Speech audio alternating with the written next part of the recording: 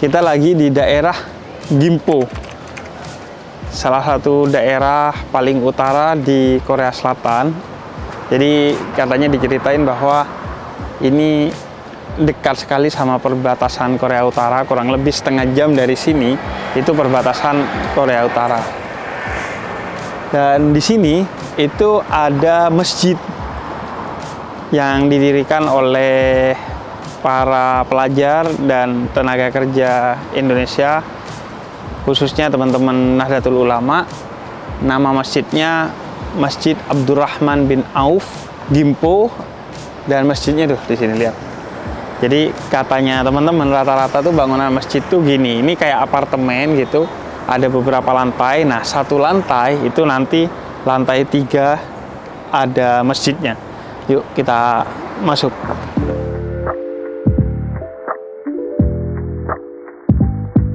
Nah, ini jalan menuju masjidnya. Jadi ada rumah-rumah warga, tapi satu lantai di atas dibuat masjid. An-nadofatu minal iman. Kebersihan sebagian dari iman. Enggak, saya ngarang. Ini tempat sepatu dan sendalnya. Tapi karena lagi rame, jadi sampai keluar-keluar sendalnya. Kebetulan lagi azan zuhur waktu Korea Selatan. Ini tempat wudhunya, dan azannya tentu tidak pakai toa keluar, karena kalau pakai toa keluar saya bisa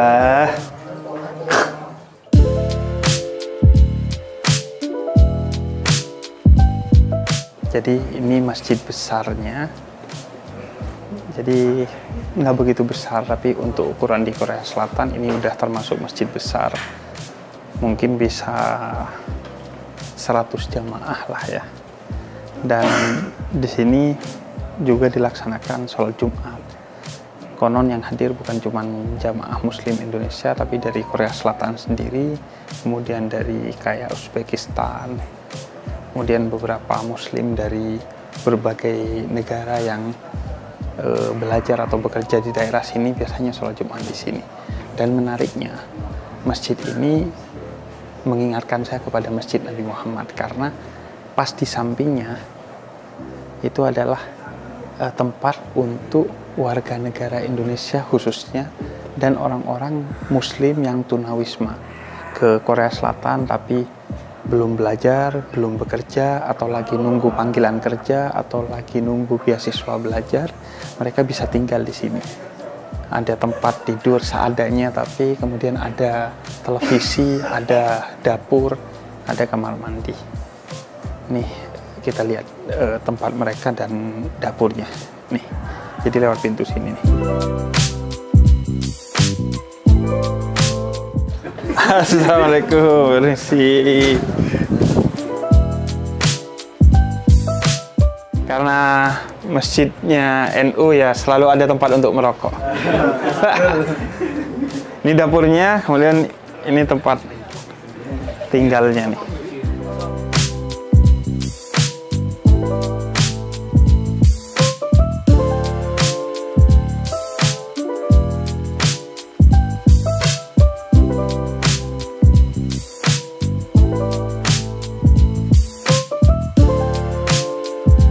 Jadi tadi ngobrol-ngobrol sama pengurus masjidnya, rata-rata setiap bulan kebutuhan masjid ini itu di 25 juta untuk bayar sewa sekitar hampir 20 juta, dan operasional kayak air dan lain sebagainya itu di luar kalau acara dan lain sebagainya.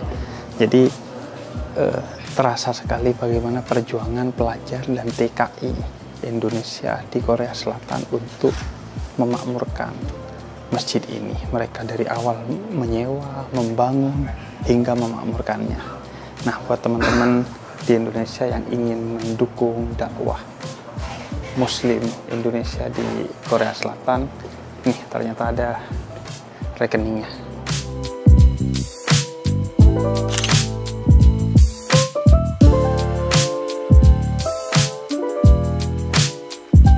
Jadi betul-betul ngingetin ke masjidnya Nabi Muhammad, karena di samping sini masjid dan bersambung dengan dapur serta tempat tinggal untuk TKI dan pelajar yang belum memiliki tempat dan belum mampu membayar tempat dan makan sendiri secara mandiri. Masjid Nabi Muhammad begitu, bergandengan dengan masjidnya Nabi Muhammad itu ada sufah, tempat untuk orang-orang yang belum punya pekerjaan, tunawisma, dan belum punya penghasilan untuk mandiri. Jadi diantaranya Imam Abu Hurairah, periwayat hadis terbanyak itu lahir dari sufah, disebutnya Ahlus Sufah. Jadi ini masjidnya sederhana, kecil, tapi mengingatkan kepada masjid Nabi Muhammad. Dan memang kita berharap semoga dari tempat di samping masjid Abdurrahman bin Auf ini, di mana menjadi tempat tinggal bagi TKI dan pelajar yang masih survive di Korea Selatan, semoga melahirkan pelajar-pelajar seperti Imam Abu Hurairah yang mengharumkan nama Islam dengan ilmu, dan sesuai namanya melahirkan Abdurrahman bin Auf, orang-orang kaya, TKI-TKI berhasil yang mendedikasikan hartanya untuk dakwah Islam.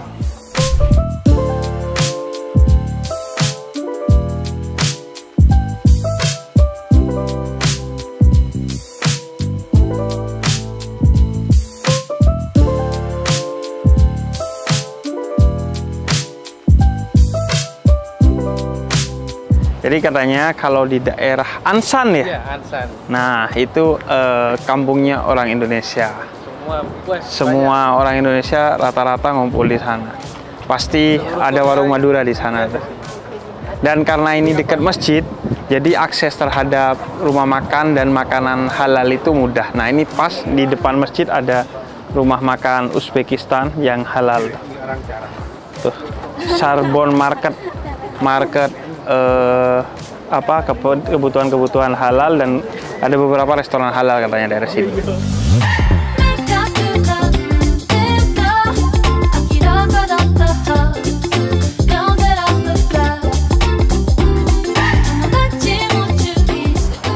Nah, akhirnya sampai ke Daegu.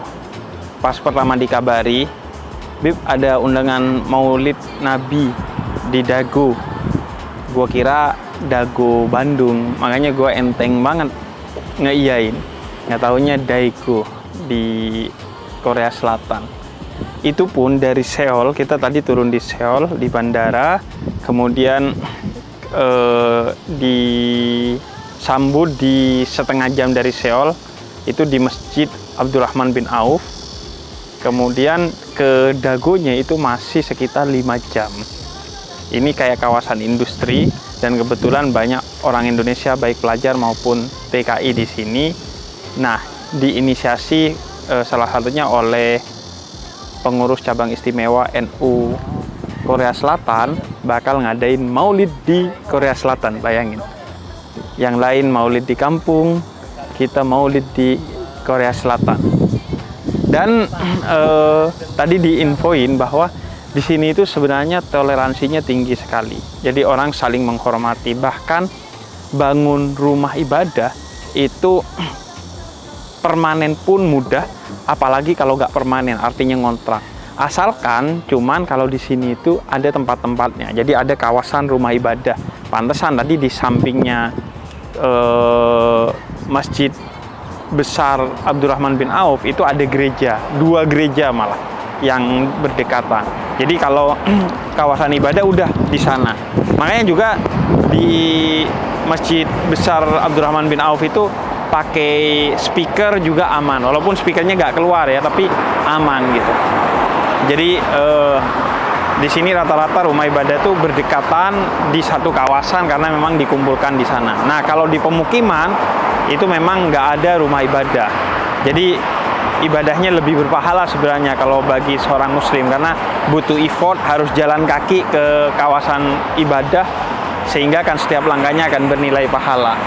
Makanya kalau ada yang kontroversi soal pembangunan rumah ibadah di Korea Selatan, tadi dikasih tahu karena ada beberapa muslim dari bukan Indonesia yang mencoba untuk membangun rumah ibadah di pemukiman warga. Makanya agak kesulitan dan kontroversial.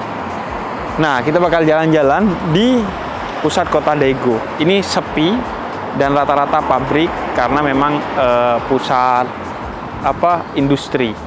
Tapi ada banyaklah titik-titik keramaian, jadi tempat santainya orang-orang industri di sini. Yuk kita jalan-jalan.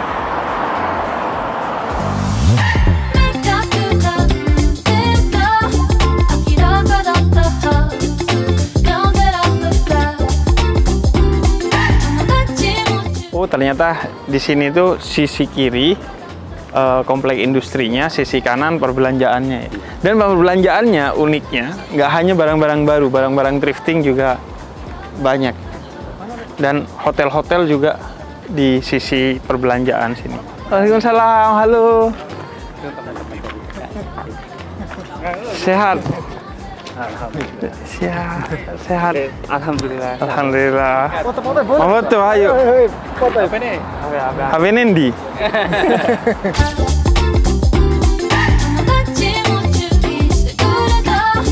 Udah maghrib, pulang. Kalau nggak diculik gombel.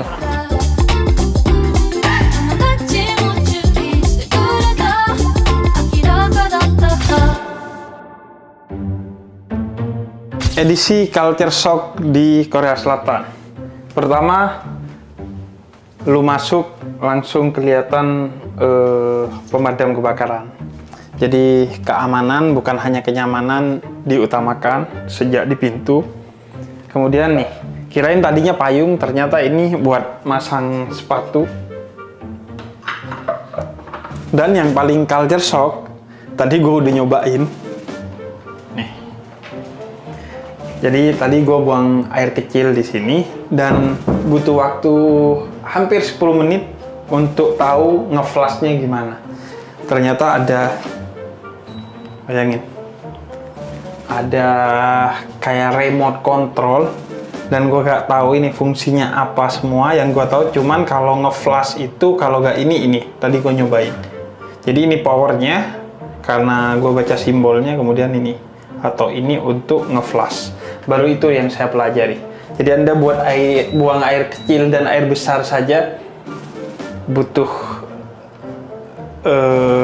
gadget untuk urusan itu doang.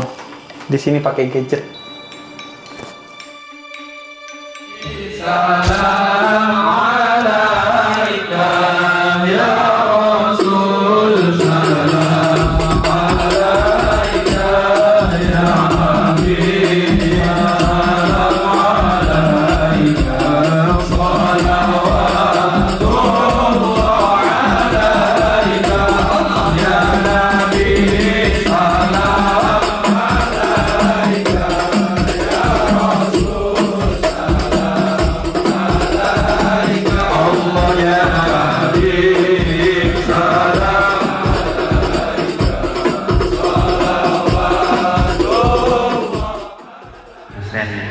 Ja'far Al-Hadar untuk menyampaikan ceramahnya. Kepada beliau kami aturkan semua.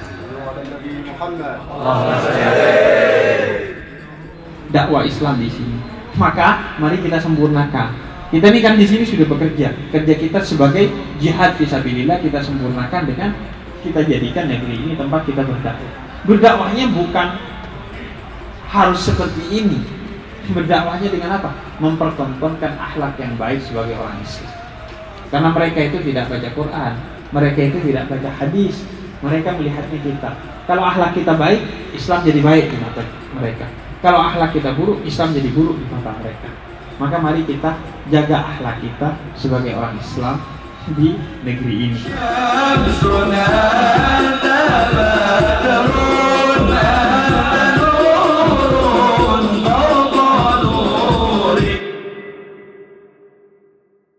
Nah, sesuatu yang shock culture baru saya lihat, mungkin juga di beberapa hotel mahal di Indonesia ada, tapi sejauh saya ke berbagai hotel, itu gak pernah ketemu yang namanya nih, Simplicity Descending Life Line. Saya pun tahu dari membaca gambarnya, kayak baca komik kita tuh, kayak ngelihat komik. Jadi itu kayaknya untuk penyelamatan kalau terjadi apa-apa di kamar hotel kita, sehingga kita harus keluar dari jendela, dan karena kita di lantai yang tinggi, maka dikasih semacam tali untuk pengikat badan kita yang nanti diikatkan ke sini kayaknya nih.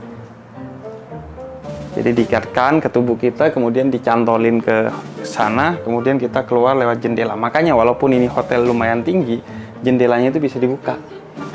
Nih. Agak aneh karena anginnya juga kenceng. Untuk penyelamatan kalau misalnya terjadi kebakaran di kamar hotel sehingga kita harus lewat jendela. Dan inilah pemandangan hotel kita di Daegu. Kotanya memang kota yang tidak begitu ramai, tapi ini jauh lebih sepi dari biasanya lantaran ini adalah hari-hari di rangkaian hari rayanya orang Korea. Makanya mereka katanya pada mudik sungkem ke keluarga.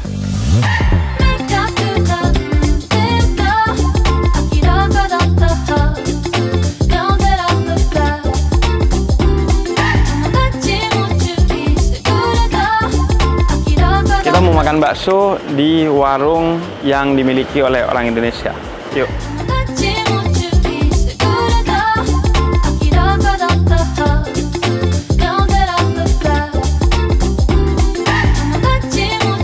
Prasmanan makannya. Jadi ada bakso, ada prasmanan. Ada karaoke juga, tapi berhubung yang masuk Habib, karaoke-nya sholawatan.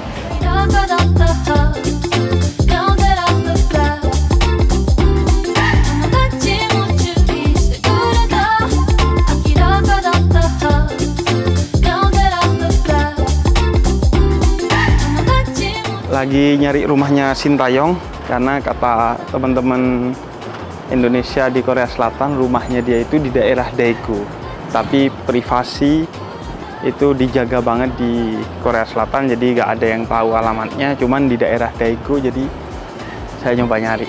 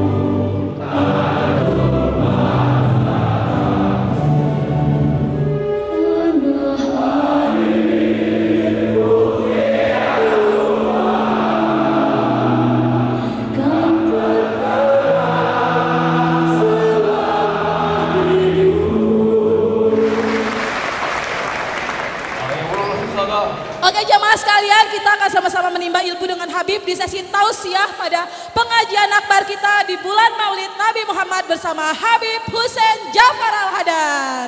Sallu ala Nabi Muhammad. Kita berkumpul untuk Maulid Nabi Muhammad. Tadi saya kira hadrohnya itu bukan Subhanul Watan. Saya kira EXO gitu. Iya karena di Korea kan.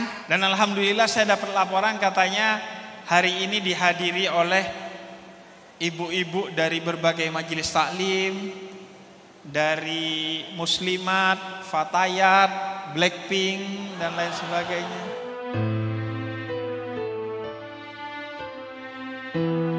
Bahkan kata Al-Quran, bal ahya inda rabbihim yurzakun. Jangan kamu pernah bilang orang-orang yang mati di jalan Allah itu mati. Sesungguhnya mereka hidup di sisi Allah. Setiap saat bisa datang kepada kamu, bahkan tetap menjaga kamu agar tetap mendapatkan rezeki dari Allah. Asyhadu an la ilaha illallah wa asyhadu anna Muhammadan Rasulullah. Saya bersaksi bahwa tiada Tuhan selain Allah, dan saya bersaksi bahwa Nabi Muhammad adalah utusan Allah. Alhamdulillahirabbil alamin.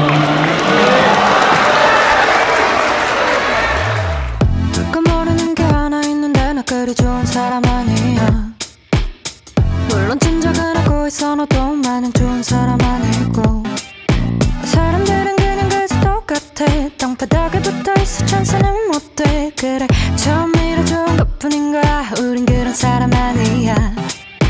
When I see you babe, when I see you 더러 하늘로 올라가는 기분이 들어. Hold up, light me up, you lift me up, bring me back to wings of lust. Oh, hit me back with the wings of lust. Nah, karena kita maulidannya di Daegu, sekalian kita mau jalan-jalan selesai maulidan nih malam-malam ke Daegu Tower. Ikonnya Daegu, kayak Monasnya gitulah. Tower lebih kayak ini sih, kayak apa, towernya TVRI itu kalau bentuknya. Lo bisa lihat tuh di Google.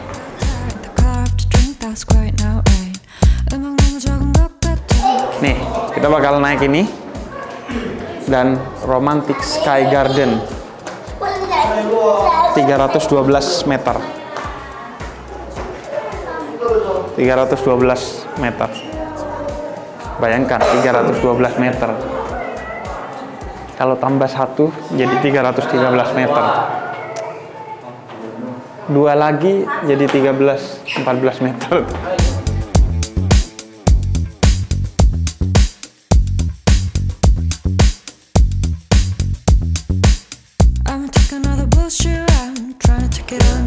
Nampak, mari. Di Korea tetap ketemu dengan pemuda tersesat.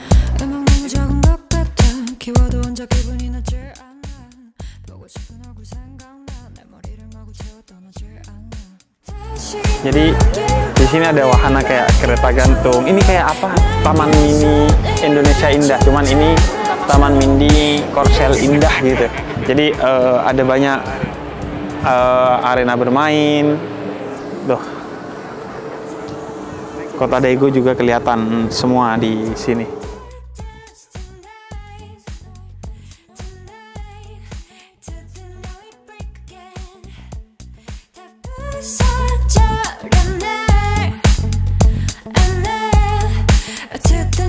Tongkat yang mengingatkan saya dengan seseorang.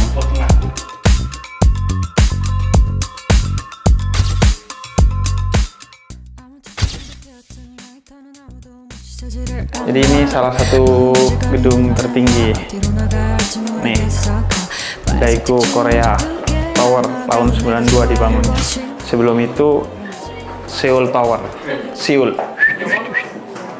Nah, nih daftar Eiffel lebih tinggi, Berlin, Kuala Lumpur, Oriental, Ostankino, CN, Kencen, dan Tokyo Skytree yang tertinggi 634, 2 kalinya Daegu Tower tuh berarti kalau yang Tokyo Skytree.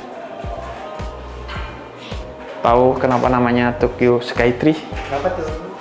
Karena kalau Sky itu berarti 2. Skytree itu. Oh. Iya.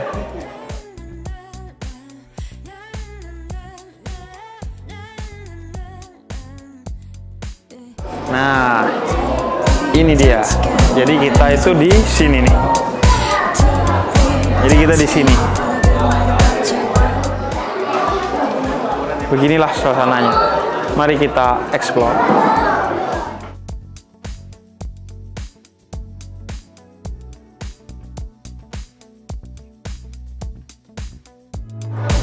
Jadi kan kita kesini pengen lihat langsung ya, bukan dari layar. Tapi fasilitasnya justru di layar, lihat.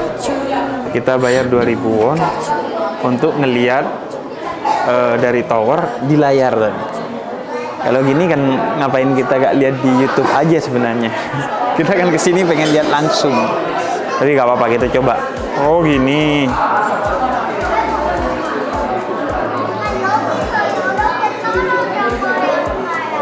Lebih keren ciptaan Tuhan sih daripada buatan Korea. Yang ini pecah-pecah, kalau pakai mata malah kelihatan bagus banget. 2000 won berarti 21.000. Akhirnya menemukan kursi healing selain di Indomaret. Kursi di atas Daegu Tower.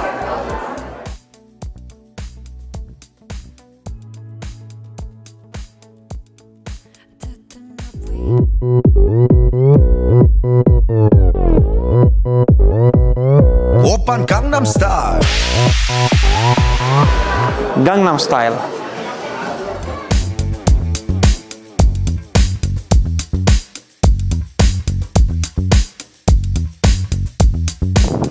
Jadi sebenarnya orang kesini tuh rata-rata buat romantic dinner, terus jajan-jajan kayak makanan ringan, kemudian UMKM gitu-gitu sih.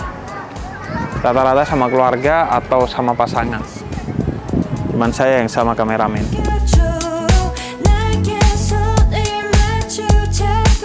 Nih, gua jelasin ya filosofi ala gua tentang ini. Jadi maksudnya kita menyembah Tuhan yang Maha Cinta. Jadi kita sebagai hamba di panggung dunia yang adalah sandiwara untuk menyembah Tuhan yang Maha Cinta. Begitulah filosofi bangunan ini menurut saya sendiri.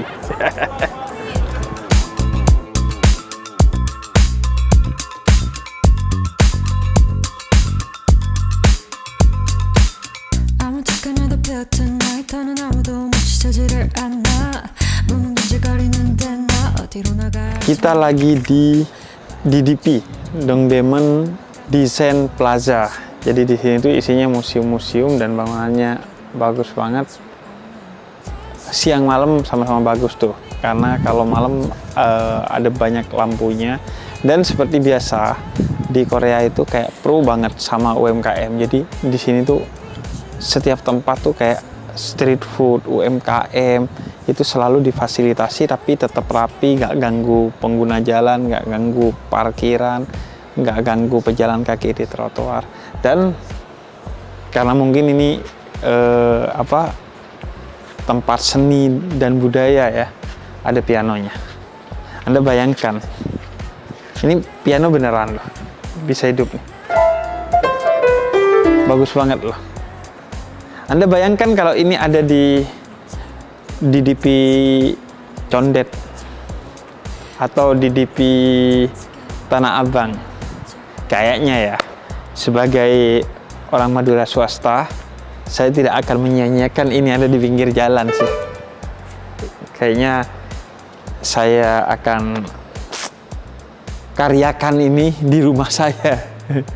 Jadi nih, ini udah kayak siang setara di hotel-hotel bintang 5 kalau di Indonesia. Dan nggak rusak loh.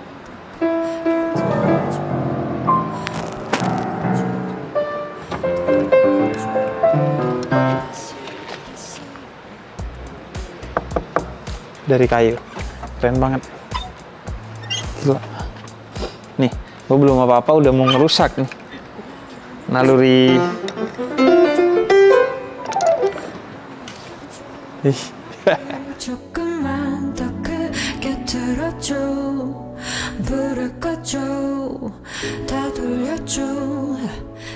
Oke, jadi nih gue jelasin ya.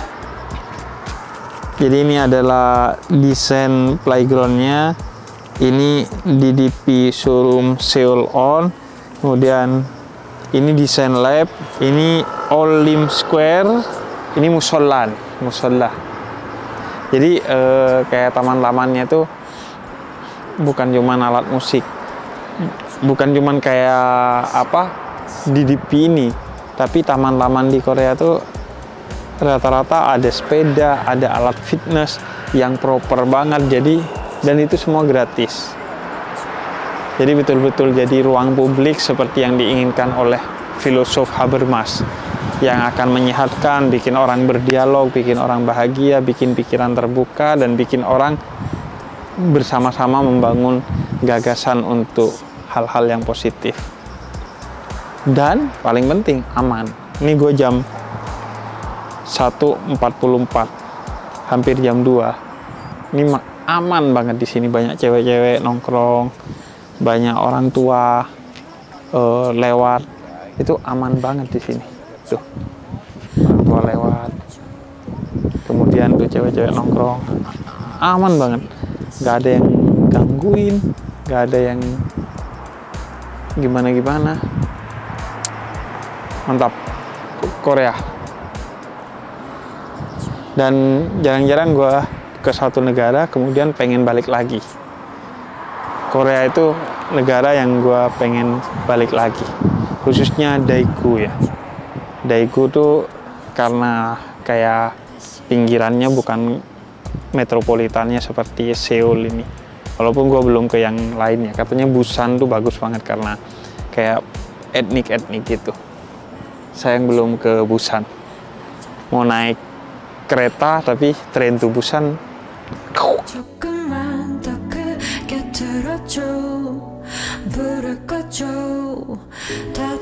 Sebenarnya makanan-makanan street foodnya kayaknya wanginya dan looknya tuh enak-enak banget, tapi sayang nggak ada logo halalnya. Dan katanya walaupun makanan ayam, kalau nggak ada logo halalnya itu kadang emang bener-bener nggak halal gitu, nggak bisa menjamin dari sembelihannya, bahkan nggak disembelih katanya. Sayang sekali. Nah ini nggak enaknya kalau metropolitan udah mulai banyak orang-orang ngaco, kemudian mulai bau dan mulai kotor, sampah mulai nggak kekontrol. Nah itu katanya angkringannya anak-anak Korea tuh. Bedanya di sana kayaknya nggak ada nasi kucing, adanya nasi babi. Yang menakjubkan salah satunya dari Korea Selatan tuh, kendaraan yang dipakai oleh orang-orang sini itu kalau nggak Kia, Hyundai. Yang namanya Palisade, kemudian pokoknya produk-produk Kia dan Hyundai itu mayoritas ada di jalanan Korea, baik itu di Daegu, di Seoul, dan lain sebagainya. Jadi mereka itu kayak emang betul-betul cinta sama negerinya dan memakai produk dalam negerinya, makanya saling membantu, saling membeli, sehingga kemudian maju bareng-bareng.